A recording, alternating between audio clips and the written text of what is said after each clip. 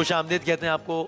خاکہ آپ نے دیکھا ہمارے سیگمنٹ صراط مستقیم میں, اور ویسے بھی ہمارا جو موضوع ہے آج کا, پھر آگے اگر وقت ملا تو کچھ اور حوالوں سے بات کریں گے, وہ ہے کالا جادو. اس خاکے میں بھی کوئی اسی طرح کا کوئی داستان ہوتی ہے. علماء کرام سے بات کرتے ہیں. علامہ لیاقت حسین نظری صاحب تشریف فرمائیں, بہت شکریہ.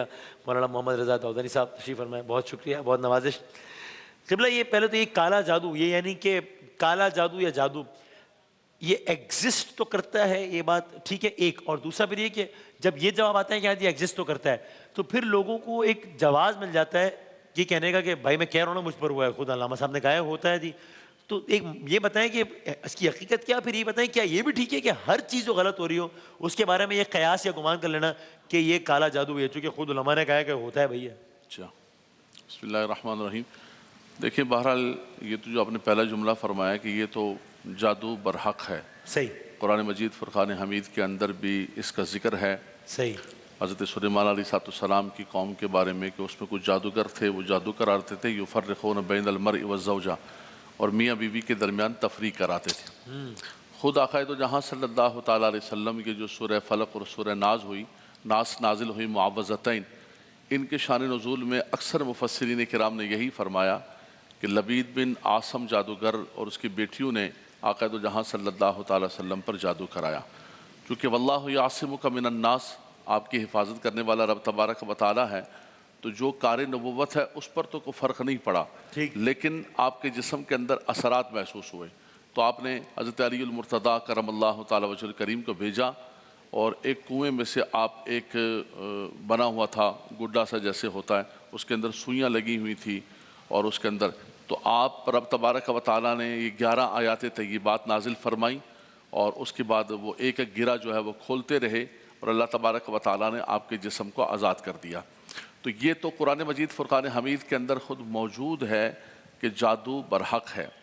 لیکن اب یہ ہے کہ ہمارے ہاں جو کانسیپٹ ہے وسیم بھائی, سب سے بڑا پرابلم یہ ہے لوگوں کے ذہن کے اندر جو سب سے چیز واضح کرنی ہے وہ یہ ہے کہ ان کے دماغوں کے اندر ہے کہ بھئی کالے جادو کو کالا ہی توڑ سکتا ہے. جی صحیح ہے. گندے کے ذریعے گندہ ہی کرتے ہیں. بھائی اس کے اندر تو شرکیہ کلمات ہیں, اس کے اندر تو کفریہ کلمات ہیں, اس کے اندر تو وہ گندے کام کیے جاتے ہیں کہ جو انسان کو مسلمان بھی نہیں رہنے دیتے ہیں, اور آپ کیسے کر سکتے. دوسری بات یہ ہے کہ اگر آپ یہ مان لیں کہ کالے جادو کا توڑ کالا ہی ہے, تو پھر تو نعوذ باللہ من ذالک یہ ساری شریعت, اللہ تبارک و تعالیٰ کی قدرت, سارا نظام, یہ جو رب تبارک و تعالیٰ نے قرآن ذیشان نازل فرمایا ہے, اس کا مطلب ہے کہ یہ خدا نخواستہ کمزور ہے, اور جادوگروں کے کلام جو ہے وہ طاقتور ہے. تو یہ تو سارا دین اسلام کو آپ لپیٹ کے ایک سائٹ پر رکھ دیں گے, ہو جائے جادو. لیکن رب تبارک و تعالیٰ نے اس کی برکت سے یہ ہمیں معوذتین عطا فرمائی ہیں. اور بخاری شریف کے حدیث پاک ہے, ام المؤمنین سیدہ عائشہ رضی اللہ تعالیٰ عنہ فرماتی ہے کہ حضور ہر رات بستر پر جاتے تو اپنے دونوں ہاتھوں کو ملاتے, قل هو اللہ احد پڑھتے, قل اعوذ برب الفلق پڑھتے, رب الناس پڑھتے, ہاتھوں پر پھونکتے, پھر جہاں جہاں بدن پر جو ہے ہاتھ جاتا وہاں پھیرتے. 3 مرات 3 مرتبہ ایسا کیا کرتے تھے. آیت الکرسی ملتی ہے, دوسری چیزیں ملتی ہیں. دوسرا ایک سب سے بڑا جو وظیفہ پرانا صدیوں سے چلا آ رہا ہے, حضرت شاہ عبد الحق محدث دہلوی رحمۃ اللہ تعالیٰ علیہ اور حضرت مجدد الفسانی رحمۃ اللہ تعالیٰ علیہ, ان بزرگوں سے اتنا قدیم ہے, وہ یہ ہے کہ قرآن مجید فرقان حمید کی چند آیات انہوں نے نکالی ہیں, سلیکٹڈ آیات ہیں, جو خاص طور پر جادو کے لیے, سحر کے لیے, بندش کے لیے, اثرات کے لیے, نظر بد کے لیے ہے. وہ قرآن مجید فرقان حمید ہے, لیکن سلیکٹڈ آیات ہیں. اس کو پرانے زمانے کے اندر آغا ہمارے یہاں کہتے تھے سی و سے آیات, سی و سے آیات, 33 آیات, 33 آیات. یہ ہمارے یہاں پرانے بزرگوں سے, اور ہمارے گلہار شریف والوں نے باقاعدہ اس کو بعد میں اس کو شائع فرمایا.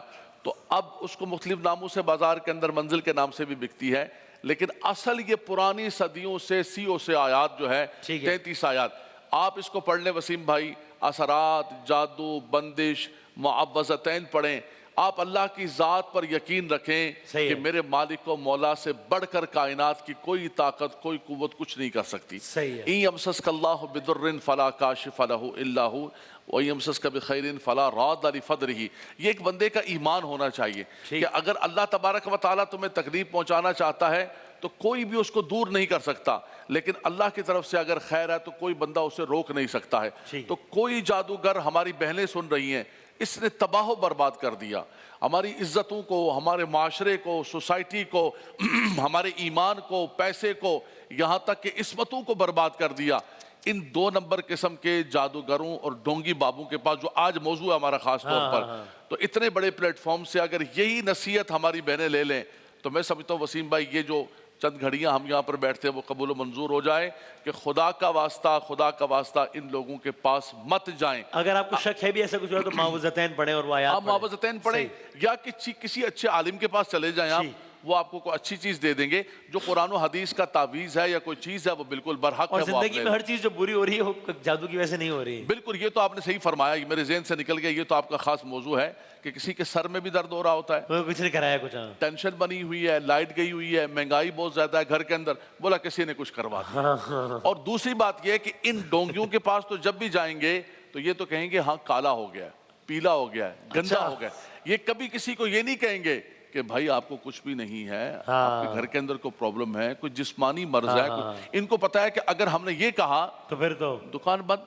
ختم، کوئی آپ کے پاس نہیں آئے گا۔ تو لوگوں کو نفسیاتی کرو، اور جتنا توہم پرست کرو گے اتنا زیادہ آپ کی دکان چلے گی۔ بسم اللہ الرحمن الرحیم۔ ظاہر ہے کہ مرزا غالب کا ایک بہت اچھا شعر ہے کہ قید حیات و بند غم، اصل میں دونوں ایک ہیں۔ اصل میں دونوں ایک ہیں۔ موت سے پہلے آدمی غم سے نجات پائے کیوں؟ زندگی تو مسلسل ایک امتحان کا نام ہے، تو کبھی بیماری ہوگی، کبھی صحت ہوگی، کبھی مال ہوگا، کبھی غربت ہوگی، کبھی زندگی ہوگی، کبھی موت کا خطرہ ہوگا، کبھی جوانی ہوگی تو بڑھاپے کا خطرہ ہوگا۔ خطروں میں گھری ہوئی یہ زندگی ہے، تو ظاہر ہے کہ اس خطرے کے دوران انسان کبھی کبھی شارٹ کٹ کی تلاش میں ہوتا ہے۔ تو جب شارٹ کٹ کی تلاش میں ہوتا ہے تو وہ اس طرح کی جگہوں پر پناہ تلاش کرتا ہے کہ جہاں پر ایک توہم اسے ایک سکون دے دیتا ہے، ایک ایلوژن، ایک آئی واش ہے کہ جو اسے سکون دے دیتا ہے کہ ٹھیک ہے شاید یہاں سے مجھے شارٹ کٹ مل جائے۔ میں انصاف سے پوچھنا چاہتا ہوں اپنے تمام سامعین سے کہ مجھے انصاف سے بتائیے کہ جس موقع پر یہ ساری چیزیں ہم لوگ کر رہے ہوتے ہیں تو کیا پروردگار عالم دیکھ رہا ہوتا ہے یا خداوند متعال کچھ دیر کے لیے ریٹائر ہو گیا ہے؟ معاذ اللہ ایسا تو نہیں ہے نا۔ پروردگار عالم جو علی کل شیء قدیر ہے، ہر چیز کے اوپر قدرت رکھتا ہے، وما ہم بضارین بہ من احد الا باذن اللہ۔ اگر ان میں سے کوئی غلط چاہنے والا غلط کر بھی رہا ہے تو اس کا مطلب یہ نہیں ہے کہ پروردگار عالم معطل ہو گیا ہے، یعنی یہ تو بالکل ایسا ہے کہ جیسے امتحان کا پرچہ ایک طالب علم کے سامنے ہے، انویجیلیٹر سمجھا بھی رہا ہے کہ دیکھو تمہارے پاس وقت ہے، صحیح لکھنا، ایسا نہ ہو کہ غلط لکھو گے تو پھر بعد میں پچھتانا پڑ جائے گا۔ تو وہ یہ سمجھے کہ نہیں انویجیلیٹر جو ہے معطل ہو گیا، معطل نہیں ہو گیا، اس نے تمہیں ایک موقع دیا ہے کہ تم اپنی اس فرصت سے، مہلت سے صحیح استفادہ کر لو۔ لوگ تو غلط بھی لکھتے ہیں، صحیح بھی لکھتے ہیں، لیکن اس کے بعد میں اس کی پرائس پے کرنی پڑتی ہے۔ بالکل اسی طریقے سے ایک گائیڈنس دی گئی ہے اور پھر اس گائیڈنس کے ساتھ سمجھا دیا گیا ہے کہ اس کو مس یوز مت کرنا۔ آپ کے پاس چھری ہوتی ہے، آپ اس چھری سے پھل بھی کاٹ سکتے ہیں، کسی بے گناہ کا گلا بھی کاٹ سکتے ہیں۔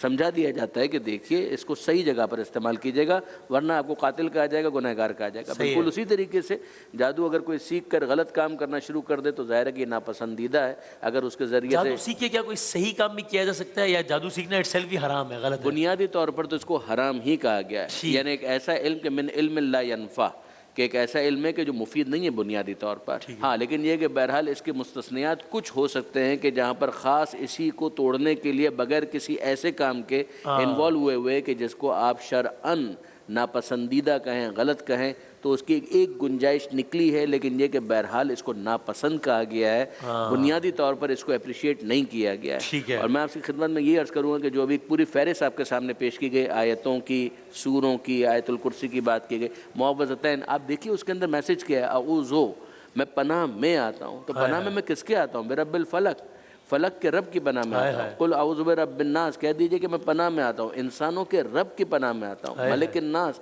وہ انسانوں کا بادشاہ ہے، الہ الناس، وہ معبود ہے، وہ خدا ہے۔ آپ دیکھیں من شر الوسواس الخناس، ہر طرح کے شر جو وسواس کی طرف سے ہے، خناس کی طرف سے ہے، جو دلوں کے اندر، سینوں کے اندر یہ پھونکتے ہیں، ان سب کے مقابلے میں کس کی پناہ میں آتا ہوں؟ خدا کی پناہ میں آتا ہوں۔ یہ پناہ سب سے مضبوط ہے۔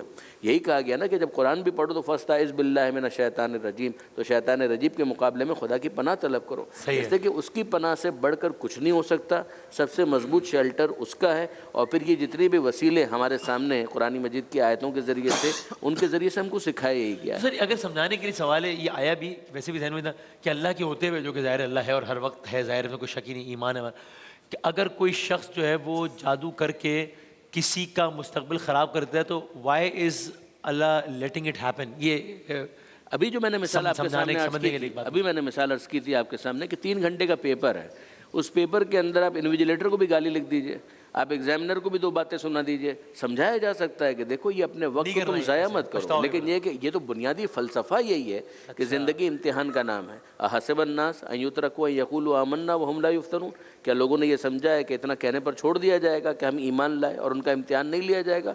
ہم نے تو پہلے والوں کا بھی امتحان لیا تھا، تمہارا بھی امتحان لیں گے، ایکسپوز کریں گے کہ کون اپنے دعوی ایمان میں سچا ہے، کون اپنے دعوی ایمان کے اندر جھوٹا ہے۔ تو یہ بنیادی جو امتحان کا جو کانسیپٹ ہے نا، اس کو فراموش نہیں کرنا چاہیے۔ بالکل صحیح۔ یہاں پر اگر ایک انسان ہے وہ اس علم کو بھی مس یوز کرتا ہے، جیسے کہ اس کیس کے اندر جو ملک سلیمان کی جو بات ہو رہی تھی، اس کے اندر کیا تھا کہ فرشتوں کے ذریعے سے بھی ایک پیغام پہنچ رہا ہے، تو ان فرشتوں نے بھی کیا کیا، انہوں نے کہا کہ دیکھو ہم کو مس یوز مت کرنا، جو ہماری تعلیمات ہیں ان کو غلط یوز مت کرنا، انما نحن فتنہ، ہم بھی تمہارے لیے ایک امتحان ہی کا ایک ذریعہ ہے کہ دیکھیں ایک خدا پروردگار عالم کہ تم اس کو کیسے استعمال کرتے ہو۔ انہوں نے کرنا شروع کر دیا یفرقون بہ، کہ مرد اور عورت کے درمیان جو خاندان کو توڑنا، جو سب سے ایک محبوب مشغلہ ہے سارے شر پسندوں کا، کہ کسی طریقے سے فیملی کو بریک کیا جائے، تو وہ اس کے ذریعے سے خوش ہونے والی بات کہ اس کو دیکھیں اور اس کے بعد پھر اپنے دل میں ایک مسرور احساس سے مسرت جو ہے اس کو پیدا کریں۔ ظاہر ہے کہ نیگیٹو تھاٹس ہیں۔ صحیح۔ میں آخری ایک منٹ میں کامنٹ کر دیجئے، یعنی اب اسی بحث کی بنیاد پر اکثر یہ بھی واقعات ہوتا ہے کہ جناب آپ کے ساتھ اگر یہ ہو رہا ہے تو یہ آپ کی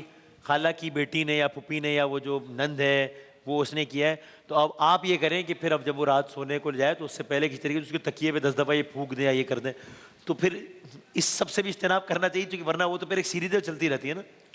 بالکل ان کا مقصد یہ ہوتا ہے کہ خاندانوں کو توڑنا، خاندانوں کے درمیان تفریق پیدا کرنا، اور یہ لامتناہی سلسلہ چلتا ہے، ایگزیکٹلی یہی۔ اور یہ نسل در نسل تباہ و برباد کرتا ہے۔ مرکزی بات شیخ نے یہی فرمائی کہ یہ حرام ہے جادو کرنا، صحیح ہے۔ اور کبھی کبھی جب اس کے اندر کفریہ اور شرکیہ کلمات ہو جاتے ہیں، قرآن کو الٹا پڑھا جاتا ہے، انسانی ہڈیاں، انسانی سر، جسمانی توہین کی جاتی ہے، تو یہ معاملہ کفر تک چلا جاتا ہے۔ اس لیے کسی بھی اعتبار سے جو ہے، اور سب سے بڑھ کر جو بار بار کہا گیا کہ جب رب تبارک و تعالیٰ کی ذات، اللہ کا کلام موجود ہے، تو کوئی جادوگر، کوئی چیز کچھ بھی نہیں ہے۔ رب تبارک و تعالیٰ کی طرف یہ چیزیں تبھی وسیم بھائی ہوتی ہیں کہ جتنا زیادہ ہم دین سے، قرآن سے دور ہوتے جائیں گے، یہ ایلیمنٹس اور یہ فورسز جو ہے یہ معاشرے کے اندر پھلے پھولیں گی، صحیح ہے، اور ان کا دھندا زیادہ چلے گا۔ آج آپ دیکھیں کیوں زیادہ چل رہا ہے کہ ہم دن بدن دور ہوتے جا رہے ہیں۔ استخارہ بھی کرانا ہے تو حضرت استخارہ کر دیں، ہمارے لیے یہ کر دیں۔ وہ ایک بڑی پیاری بات ایک بزرگوں نے فرمایا کہ چند سالوں بعد کہیں گے کہ بھئی ہمارے سر میں درد ہے، ایک تعویذ لکھیں اور اپنے گلے کے اندر ڈال لیں آپ، تاکہ ہم ٹھیک ہو جائیں۔ خود مرے بغیر جنت نہیں ملتی ہے۔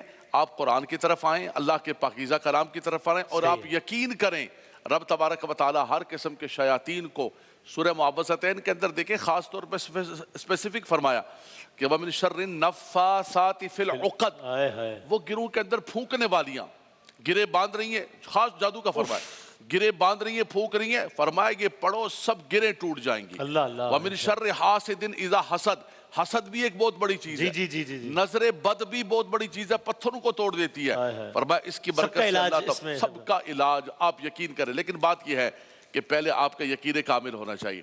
آپ کا اگر ان جادوگروں پر اعتماد ہے، آپ کا اگر ان انڈوں کو پر اعتماد ہے کہ وہ انڈے جب تک نہیں پھینکیں گے تب تک نہیں ہوگا۔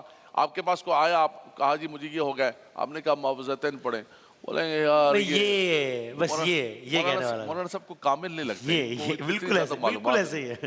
جب تک ان کو اب آپ ان کو پورا بتائیں، نسخہ بتائیں کہ رات کو 3 بج کے 5 منٹ میں نیٹی جیٹی پہ پل پہ جا کے یہ کرو، یہ بولیں گے یہ بندہ پہنچا ہوا ہے، یہ بندہ بالکل کامل و اکمل ہے، مکمل بندہ ہے۔ ان کو یہ تو معوذتین پڑھا کہ یہ تو کیا ہوا، اس سے کیا ہوگا؟ تو جب آپ، اس کا مطلب ہے کہ نعوذ باللہ من ذالک، آپ اللہ کے کلام سے، قرآن سے، اس سے دور ہیں، اور ان توہم پرستیوں کا، اور قوم کو توہم پرست بنا، پڑھے لکھے لوگ، ایجوکیٹڈ لوگ، ماسٹر لوگ، وہ ان چکروں کے اندر پڑے ہوئے ہیں، اور ان کے جا کے ہاتھ دکھا رہے ہیں، جو بیچارے خود مٹی ساری روڈ کے منہ کے اندر آ رہی ہے، ان سے جا کے اپنی تقدیریں اور اپنے حالات اور اپنے احوال پوچھ رہے ہیں۔ اس پہ آپ بھی اس پہ کہیے گا کہ یہ واقعی دیکھا گیا ہے کہ علماء نے کہا جی یہ ہوا ہے، الحمد پڑھ لو، الحمد پڑھ لو بس، مطلب کیا کوئی یعنی وہ ایکشنز یہ بتا رہے ہوتے ہیں کہ کوئی کام کی چیز بتائے نا، آپ نے کہہ دیا الحمد پڑھیں، الحمد للہ، یہ کام کی چیز بتانا، آپ نے کہہ دیا فلک ناس پڑھ لیں، یہ کیا؟ یہی بدقسمتی ہے نا کہ اگر آپ دنیاوی اعتبار سے بھی دیکھیں کہ اگر کوئی شخص مفت کے اندر کوئی دوائی دے دے، کوئی میڈیسن دے دے کہ جو بہت قیمتی بھی ہو، تو اس کو یقین ہی نہیں آتا کہ اس کے اندر بھی کوئی اثر ہو سکتا ہے، جب تک وہ اپنی جیب سے 20-25 ہزار روپے دے کر اس ٹیبلٹ کو نہ لے، تب تک اس کو اطمینان نہیں ہوتا. بہت سے افراد ڈاکٹرز ہیں وہ کہتے ہیں ان کو ڈرپ لگانا ہماری مجبوری بن گیا ہے, حالانکہ ان کی ضرورت نہیں ہے, مگر نفسیاتی طور پر اگر ڈرپ نہ لگائی جائے تو مریض کو یقین ہی نہیں آتا کہ ڈاکٹر نے میرا علاج کیا ہے. ورنہ آپ انصاف سے بتائیے, سورہ فاتحہ, سورہ حمد, میں یقین جانیے کہ ایک ایسے متاثر انسان کو جانتا ہوں کہ جس نے صرف سورہ مبارکہ فاتحہ کے ترجمے پر غور کیا. اس کو عربی بھی اس زمانے میں نہیں آتی تھی, لیکن یہ کہ بہرحال بعد میں تو عربی سیکھ گیا تھا, لیکن یہ کہ اس کو عربی بھی نہیں آتی تھی. صرف اس ایک جملے سے کہ الحمدللہ رب العالمین, کہ تمام تعریفیں اللہ کے لیے, وہ عالمین کا پالنے والا ہے. جب تمام تعریفیں اس کے لیے, عالمین کا پالنے والا ہے, تو وہ کہتا ہے کہ میں نے اپنے بارے میں غور کیا, میں عالمین میں ہوں کہ نہیں. جب میں عالمین میں ہوں تو میرا بھی پالنے والا وہی ہے, جب میرا پالنے والا وہ ہے تو وہی مجھے بچانے والا بھی ہے. اب اس کے بعد اس نے ان تمام تر خیالات سے اپنے آزاد کیا اور بہترین زندگی گزاری. یہ ذاتی آپ کے مشاہدے میں ایسی ایگزامپل. بالکل تجربے کے اندر ہے. اور میں آپ کی خدمت میں عرض کروں, سورہ فاتحہ یقین جانیے کہ انتہائی مؤثر ہے ہر مسئلے کے لیے, یعنی انسان کی جسمانی جتنے عوارض ہوتے ہیں اس کی شفا کے لیے بھی اور روحانی مسائل کے. ننزل من القرآن ما ہوا شفاء و رحمہ, کہ ہم نے قرآن نازل کیا ہے جو شفا ہے, جو رحمت ہے. ہاں, ظالمین کو اس سے خسارے کے سوا اور کچھ نہیں ملے گا. انہی آیات قرآنی سے ماخوذ اہل بیت کے طرق سے جو ہمارے پاس ایک دعا آئی ہے, اس کا بھی میں ذکر کر دوں کہ دعائے سبا سب, سین بے الف اور سین بے, انٹرنیٹ پر آسانی کے ساتھ مل جائے گی. یہی آیاتوں سے ماخوذ دعائیں ہیں کہ جو آل محمد کے ذریعے سے ہم تک پہنچی ہے, خاص طور پر اس مسئلے کے لیے بہت مؤثر مانا ہے. بہت بہت شکریہ, بہت نوازش. سورہ فاتحہ کے حوالے سے انہوں نے بات کی تو بخاری شریف کی حدیث پاک ہے, صحابہ کرام کسی سفر میں جا رہے تھے تو اچانک ایک گاؤں کے اندر ایک عورت آئی اور اس نے کہا کہ میرے مالک کو کسی نے کاٹ لیا ہے, کسی چیز نے کاٹ لیا ہے, بہت پریشان ہے. تو یہ گئے, جا کے دم کیا, واپس آئے تو دوستوں نے پوچھا بھائی تمہیں کیا دم آتا تھا, کوئی پرانے زمانے کا تم نے کوئی دم سیکھا ہوا تھا, کیا چیز تھی؟ انہوں نے کہا میں نے صرف سورہ فاتحہ پڑھی. تو وہ بالکل جس کا جسم پیلا تھا, اللہ تبارک و تعالیٰ نے اس کو صحت و شفا عطا فرما دی. اس پر ایمان رکھ کے سورۃ الشفا ہے آپ پڑھیں, میرا مولا ہر چیز سے آپ کو نجات عطا فرمائے. بہت شکریہ, بہت نوازش دونوں علماء کرام کا, بہت شکریہ. آپ نے پڑھا نا قید حیات و بند غم اصل میں دونوں ایک ہیں. کسی نے غلط پڑھ دیا اس کو کہ قید و حیات و بند و غم, تو اگلے نے کہا کہ پھر پڑھنا اصل میں چاروں ایک ہیں, کیونکہ یہ چار الگ الگ پڑھ دیں. ایک بریک کے بعد دوبارہ حاضر ہوتے ہیں انشاءاللہ.